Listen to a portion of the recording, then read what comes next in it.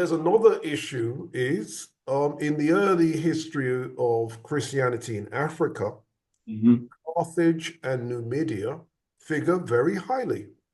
Mm-hmm. So you had some people say 17th of July, 180 AD, others give different dates, where 12 African Christians were executed by the Roman controlled authorities. Mm.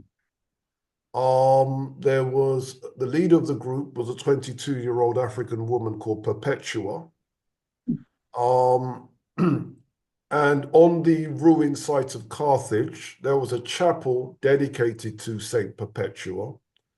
And if you look at some of the Roman Catholic art where they're depicting saints, they make it quite clear that Perpetua is black. Yeah. So there's a whole story. Again, I mentioned Professor John Coleman DeGraff Johnson's book, African Glory. He has a whole chapter called The Early African Church, which is, even though these people are under Roman domination, there is an African church history in Carthage, in Numidia, and in Egypt. And again, and some of what he's got is what you've said. You know, the whole thing about the Arian controversy and that type of thing. Right, right, right. And of course, Saint Augustine was in North Africa, and he was around what 250 BC and so on. And he said, I mean, the very thing that was being called Christianity was there with the ancients. Yeah. And he actually said from the beginning of the human race. So he was giving credence to all what was called paganism. You know, and I get that word, you know, and this is one of the things that Europe has done. You know, they try to describe other people as primitive, you know, and they have all these derogatory terms like animism, you know, and paganism, and they act as if, again, quotes, civilization started with them. They act as if, you know, religion came from polytheism, you know, through some kind of pantheism, and then came to monotheism. In other words, these primitive people, you know, had this polytheistic thing, and then it was not until these wonderful Jewish people came along and gave us monotheism, which is total crap. You know, I mean, Well said, sir. the consciousness is human was always present in human beings. It did not evolve. It has been there for 200,000 years. Once you have a human being, you have human consciousness that is conscious of itself. There's no such thing as primitive consciousness. You see, I mean, but they make you believe that there's such a thing as a primitive man, a primitive Homo sapiens. There's no such thing as a primitive Homo sapiens. You know, you can use different tools and you can dress differently, etc., etc., and that changes over time depending on geography and the culture, etc. But the consciousness of the human being who is able to make choices, who is able to be aware of himself and what he's doing, it's been there for 200,000 years. There's no such thing as primitive man. You see, but they do that, and all that refers to is the tools that he's using. Well, of course, he starts with certain tools because that's what's around him.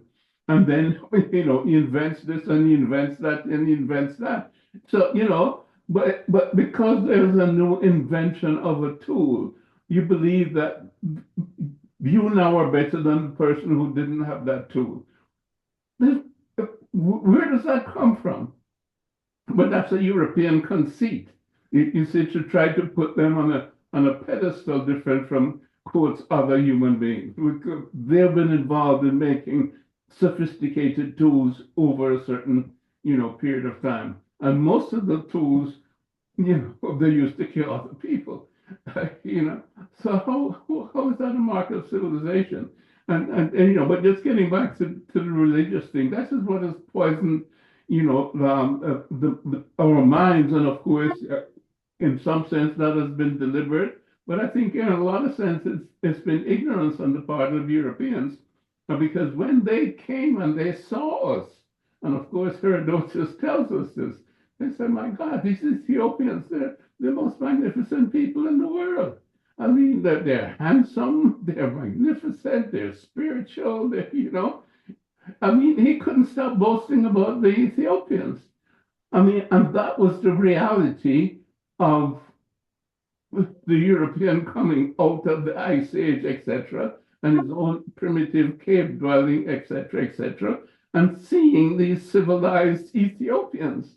But then, of course, it became converted over time in order to try to maximize who they think they are.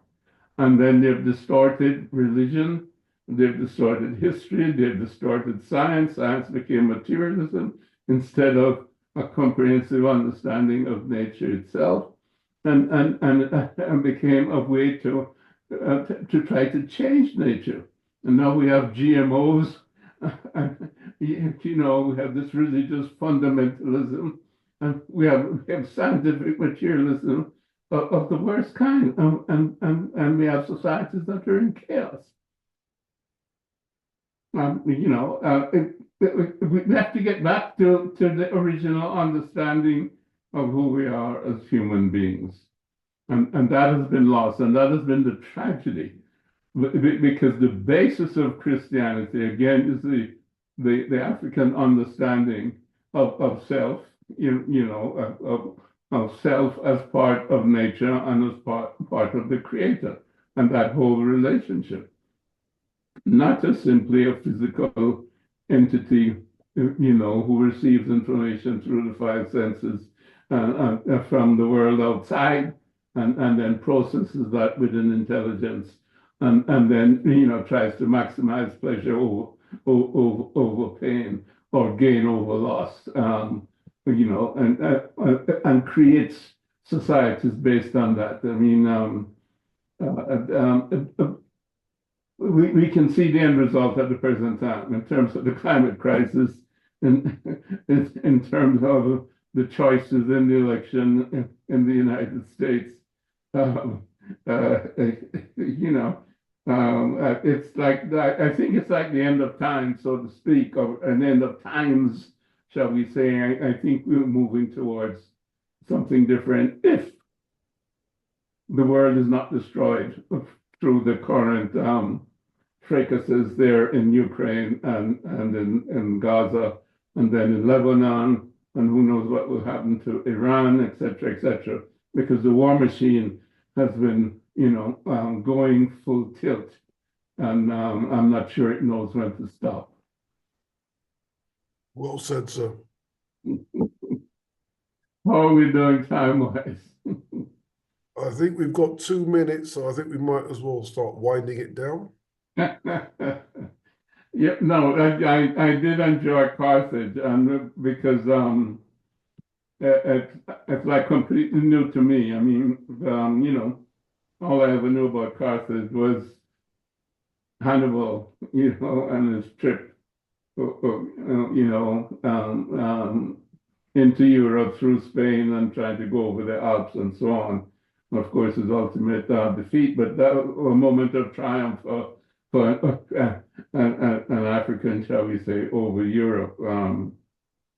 But you've certainly filled in a gap there, and it's an important one because it was a significant nation state or empire, as you described it, and it fills in that whole business with the Phoenicians and what was going on in the Mediterranean and so on, because the Mediterranean itself was not primarily Egyptian in terms of it on the waters. It was always talked about the Phoenicians, the Carthaginians, and so, this brought it up to date. Of course, also ethnically, we have an understanding of who these people were. So this was a good lesson for me.